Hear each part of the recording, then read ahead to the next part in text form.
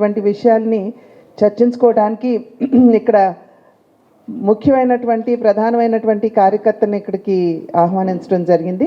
వివిధ స్థాయిల్లో ఈ కార్యక్రమాన్ని అంటే ఈ సమావేశాలను మేము నిర్వహించుకుంటున్నాం. దానిలో భాగంగానే ఇవాళ మరి మేము క్లస్టర్స్గా మా పార్లమెంట్ని విభజించుకుని ఆ క్లస్టర్స్కి సంబంధించి ఎవరైతే కో ఇన్ఛార్జ్గా మేము వేసుకున్నామో వారితోటి ఏ రకంగా పార్లమెంట్ స్థాయి మాత్రమే కాకుండా ఆ పార్లమెంట్లో వచ్చేటువంటి అసెంబ్లీ సంబంధించినటువంటి అంశాలని కూడా చర్చించుకుంటూ ప్రణాళికతోటి ముందుకు వెళ్ళాలనేటువంటి అంశాలని ఇవాళ ఈ సమావేశంలో మేము చర్చించుకోవడం జరుగుతుంది.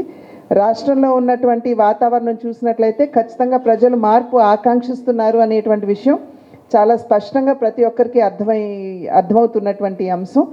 ఇవాళ రాష్ట్రంలో అభివృద్ధికి తావు లేకుండా మరి ప్రజా సంక్షేమం పేరుతోటి కేవలం ఓటు రాజకీయాలు చేస్తున్నటువంటి నేపథ్యంలో ప్రజలందరూ కూడా మార్పు కావాలి, ఖచ్చితంగా ఆంధ్ర రాష్ట్రాన్ని అభివృద్ధి పదంలో నడిపించుకు వెళ్ళగల నాయకత్వాన్ని ఆశీర్వదించాలి అని చెప్పి వారందరూ కూడా ఎదురు చూస్తున్నటువంటి నేపథ్యంలో భారతీయ జనతా పార్టీ దేశానికి ఏ రకంగా గడిచిన 10 సంవత్సరాలుగా ఒక్క అవినీతి మరక లేకుండా కుటుంబ నేపథ్యం కలిగినటువంటి రాజకీయం చేయకుండా ఒక అభివృద్ధికి పెద్దపీట వేస్తూ స్వచ్ఛమైన పరిపాలన ఏ రకంగా దేశానికి అందించిందో ప్రజలందరూ కూడా గమనించారు.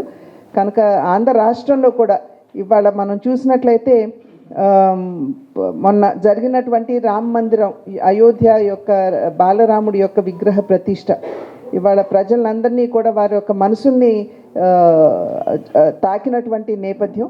ఇది ప్రజల యొక్క దగ్గర 500-600 సంవత్సరాల యొక్క చిరకాల ఆకాంక్ష ఏదైతే బాలరాముడి విగ్రహ ప్రతిష్ట అక్కడ జరగాలి అన్నది, దాన్ని ఇవాళ నరేంద్ర మోడీ గారి నాయకత్వంలో మనం సార్థకం చేసుకోగలిగాము.